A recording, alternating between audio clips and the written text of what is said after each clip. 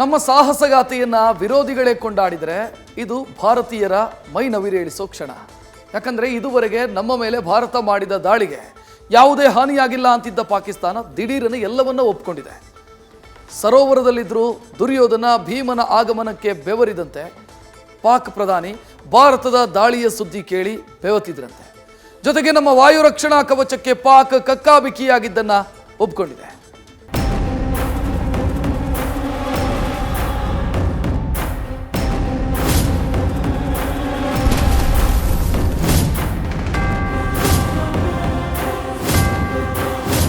ಮೇ 9 ಹಾಗೂ ಮೇ 10ರ ರಾತ್ರಿ ಉಗ್ರರು ನಡೆಸಿದ ಪಹಲ್ಗಾಮ್ ನರಮೇಧಕ್ಕೆ ಪ್ರತಿಯಾಗಿ ಭಾರತ ನಡೆಸಿದ ವಿಧ್ವಂಸಕ ದಾಳಿಗೆ ಪಾಕಿಸ್ತಾನ ಪತ್ರಗುಟ್ಟಿತ್ತು. ಡ್ರೋನ್ ಬ್ರಹ್ಮೋಸ್ ಕ್ಷಿಪಣಿಗಳ ಅಟ್ಯಾಕ್ನಿಂದ ಪಾಕಿಸ್ತಾನ ವಿಶ್ವ ಭೂಪಟದಿಂದಲೇ ಕಾಣೆಯಾಗೋ ಹಂತಕ್ಕೆ ಹೋಗಿತ್ತು. ಭಾರತದ ವಾಯುನೆಲೆಗಳೆಲ್ಲ ಛಿದ್ರವಾಗಿದ್ವು. ಭಾರತ ನಡೆಸಿದ ದಾಳಿಗೆ ಇಷ್ಟೆಲ್ಲ ಹಾನಿಯಾಗಿದ್ರು ಪಾಕಿಸ್ತಾನ ಮಾತ್ರ ಇಲ್ಲ ನಮ್ಮ ಮೇಲೆ ಭಾರತ ದಾಳಿನೇ ಮಾಡಿಲ್ಲ, ನಮಗೇನು ಆಗೇ ಇಲ್ಲ ಅಂತ ಪುಂಗಿ ಊತ್ತಾ ಬಂದಿತ್ತು. ಆದ್ರೆ ಈಗ ದಿಢೀರನೆ ಅದ್ಯಾವ ಮರದಡಿ ಜ್ಞಾನೋದಯವಾಯಿತು. ಪಾಕಿಸ್ತಾನದ ಪ್ರಧಾನಿಯೇ ಭಾರತೀಯ ಸೇನೆ ಪಾಕಿಸ್ತಾನದಲ್ಲಿ ಮಾಡಿದ ದೀಪಾವಳಿಯ ಬಗ್ಗೆ ಬಾಯ್ಬಿಟ್ಟಿದ್ದಾರೆ.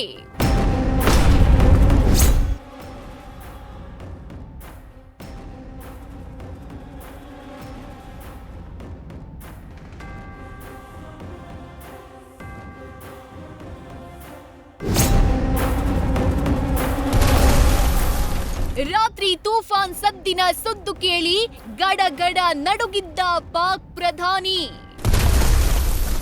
9-10ರ ರಾತ್ರಿಯ ದಾಳಿ ಬಗ್ಗೆ ಬಹಿರಂಗವಾಗಿ ಹೇಳ್ಕೊಂಡ ಶರೀಫ್.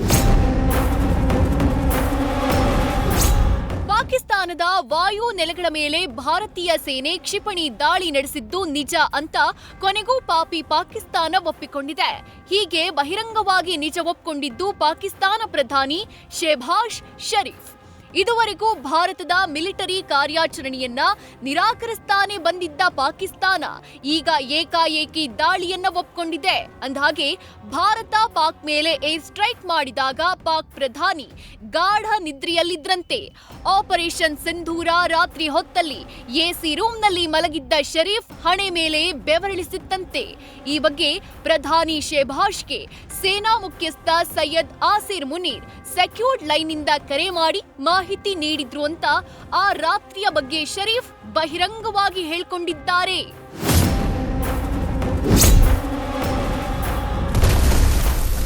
ಭಾರತದ ಏರ್ ಡಿಫೆನ್ಸ್ ಸಿಸ್ಟಂಗೆ ಪಾಕಿಸ್ತಾನವೇ ಕಕ್ಕಾಬಿಕ್ಕಿ. ಇನ್ನು ಭಾರತದ ಸಾಹಸಗಾಥೆ ಸೈನಿಕರ ಪರಾಕ್ರಮಕ್ಕೆ ಪಾಕಿಸ್ತಾನವೇ ಕಕ್ಕಾಬಿಕ್ಕಿಯಾಗಿದೆ. ಭಾರತದ ಏರ್ ಡಿಫೆನ್ಸ್ ಸಿಸ್ಟಮ್ ಕಂಡ ಪಾಕಿಸ್ತಾನ ಹಿಂದೆಂದೂ ಇಂಥದ್ದನ್ನ ಕಂಡಿಲ್ಲ ಕೇಳಿಲ್ಲ ಅಂತ ನಮ್ಮ ವಾಯು ಸೇನೆ ಬಗ್ಗೆ ಪಾಕ್ ರಕ್ಷಣಾ ತಜ್ಞರು ಸಲಾಂ ಹೊಡೆದಿದ್ದಾರೆ. ಭಾರತದ ಏರ್ ಡಿಫೆನ್ಸ್ ಸಿಸ್ಟಂಗೆ ಪಾಕಿಸ್ತಾನ ಪತ್ರಗುಟ್ಟಿದೆ. ನಾವು ಹಿಂದೆಂದೂ ಇಂಥ ಏರ್ ಡಿಫೆನ್ಸ್ ಸಿಸ್ಟಮ್ ನೋಡಿಲ್ಲ ಅಂತ ಪಾಕಿಸ್ತಾನದ ರಕ್ಷಣಾ ತಜ್ಞರು ಭಾರತೀಯ ಏರ್ ಡಿಫೆನ್ಸ್ ಸಿಸ್ಟಮ್ನ ಕೊಂಡಾಡಿದ್ದಾರೆ. ಪಾಕಿಸ್ತಾನ ಎಷ್ಟೇ ಮಿಸೈಲ್ ಡ್ರೋನ್ಗಳನ್ನ ಹಾರಿಸಿದ್ರು ಎಲ್ಲವನ್ನೂ ಭಾರತದ S-400 ಹೊಡೆದು ಬಿಸಾಕಿತ್ತು. ಇದರಿಂದ ಪಾಕಿಸ್ತಾನ ಏರ್ ಫೋರ್ಸ್ ಸೇನಾ ಯೋಧರಲ್ಲಿ ನಡುಕ ಶುರುವಾಗಿತ್ತು. ಇತ್ತ ಪಾಕಿಸ್ತಾನ ಮಾತ್ರ ಚೀನಾದ HQ-9 ಆಂಟಿ ಮಿಸೈಲ್ ಸಿಸ್ಟಮ್ ನಂಬಿ ಕೂತಿತ್ತು.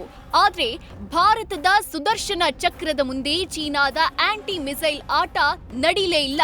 ಹೀಗಾಗಿ ಪಾಕ್ ಯೋಧರು ರಕ್ಷಣಾ ತಜ್ಞರು ಭಾರತದ ಏರ್ ಡಿಫೆನ್ಸ್ ಸಿಸ್ಟಮ್ ಕಂಡು ಬೆಚ್ಚಿ ಬಿದ್ದಿದ್ದಾರೆ.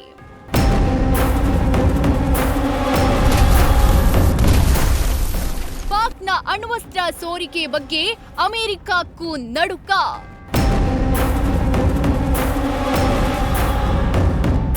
ತನ್ನ ಬಳಿಯ ಅಣ್ವಸ್ತ್ರ ಇದೆ ಅಂತೆಲ್ಲ ಆಗಾಗ ಭಾರತಕ್ಕೆ ಧಮಕಿ ಹಾಕ್ತಿದ್ದ ಪಾಕ್ಗೆ ಅದರ ನಿರ್ವಹಣೆಯೇ ಗೊತ್ತಿಲ್ಲ. ಅದೇ ಹೇಳ್ಕೊಂಡಂತೆ ಪಾಕಿಸ್ತಾನದಲ್ಲಿ 170 ಅಣ್ವಸ್ತ್ರ ಸಿಡಿತಲೆಗಳಿತ್ತು. ಜೊತೆಗೆ ಅಮೆರಿಕ ರಹಸ್ಯವಾಗಿ ಪಾಕ್ನಲ್ಲಿ ಅಣ್ವಸ್ತ್ರ ಸಂಗ್ರಹಿಸಿಬಿಟ್ಟಿರಬಹುದೆಂಬ ಗುಮಾನಿ ಕೂಡ ಇದೆ. ಆದ್ರೆ ಪಾಕ್ನಲ್ಲಿರುವ ಅಣ್ವಸ್ತ್ರ ಸೋರಿಕೆಯಾದ್ರೆ ಪಾಕ್ಗೆ ಆಪತ್ತು ಪಕ್ಕ ಅಂತ ಅಮೆರಿಕಾನು ಕಂಗಾಲಾಗಿದೆ. ಭಾರತ ನಡೆಸಿದ ದಾಳಿಗೆ ಪಾಕಿಸ್ತಾನದ ಕಿರಾನಾ ಬೆಟ್ಟದಲ್ಲಿ ಅಣ್ವಸ್ತ್ರ ಸೋರಿಕೆಯಾದ್ರೆ ಅಪಾಯ ಕಟ್ಟಿಟ್ಟ ಬುತ್ತಿ. ಒಂದೇ ಒಂದು ಅಣ್ವಸ್ತ್ರ ಸೋರಿಕೆಯಾದ್ರೂ ಜನರ ಜೀವಕ್ಕೆ ಆಪತ್ತು. ಲಕ್ಷಾಂತರ ಜನರ ಜೀವಕ್ಕೆ ಹಾನಿಯಾಗೋದಲ್ಲದೆ ಕಾಯಿಲೆಗಳು ಉಲ್ಬಣ ಆಗುವ ಸಾಧ್ಯತೆ ಇರುತ್ತೆ. ಕಿಡ್ನಿ, ಲಿವರ್ ಸೇರಿದಂತೆ ವಿವಿಧ ಕಾಯಿಲೆಗಳಿಗೆ ತುತ್ತಾಗ್ತಾರೆ ಅನ್ನೋ ಆತಂಕ ಅಮೆರಿಕಕ್ಕೆ ಮನೆ ಮಾಡಿತ್ತು. ಆದ್ದರಿಂದ ರಾತ್ರೋರಾತ್ರಿ ಅಮೆರಿಕದ ಎನರ್ಜಿ ವಿಮಾನ ಹಾಗೂ ಈಜಿಪ್ಟ್ನ ವಿಮಾನಗಳು ಪಾಕ್ಗೆ ಬಂದು ಅಣ್ವಸ್ತ್ರ ಸೋರಿಕೆ ಬಗ್ಗೆ ಪರೀಕ್ಷೆ ಮಾಡಿದ್ವು. ಸದ್ಯ ಯಾವುದೇ ಅಣ್ವಸ್ತ್ರ ಸೋರಿಕೆಯಾಗಿಲ್ಲ ಅನ್ನೋದು ಖಾತ್ರಿಯಾಗ್ತಿದ್ದಂತೆ ಜನ ನಿಟ್ಟಿಸಿರು ಬಿಟ್ಟಿದ್ದಾರೆ. ಇದಕ್ಕಾಗಿ ರೋಗಗ್ರಸ್ತ ಪಾಕ್ ಬಳಿ ಇರೋ ಅಣ್ವಸ್ತ್ರಗಳನ್ನ IAEA ನಿರ್ವಹಣೆ ಮಾಡೋದು ಉತ್ತಮ ಅಂತ ರಕ್ಷಣಾ ಸಚಿವ ರಾಜನಾಥ್ ಸಿಂಗ್ ಆಗ್ರಹಿಸಿದ್ದಾರೆ. ಇನ್ನು ಭಾರತದ ವಾಯುಸೇನೆ ಪಾಕಿಸ್ತಾನದ ಲಷ್ಕರ್ ಇ ತೊಯ್ಬಾದ ಹೆಡ್ ಕ್ವಾರ್ಟರ್ ಮೇಲೆ ದಾಳಿ ಮಾಡಿದ ಸಮಯ ಯಾವುದು ಅನ್ನೋದು ಬಯಲಾಗಿದೆ. ಧ್ವಂಸವಾದ LETಯ ಶುಭಾನಾ ಅಲ್ಲಾ ಮಸೀದಿಯಿಂದಲೇ ಪಾಕಿಸ್ತಾನದ ವರದಿಗಾರ ಸುದ್ದಿ ಮಾಡಿದ್ದಾರೆ. ಈ ವೇಳೆ ಗೋಡೆ ಗಡಿಯಾರ ಮಧ್ಯರಾತ್ರಿ 12:26ಕ್ಕೆ ನಿಂತಿದೆ.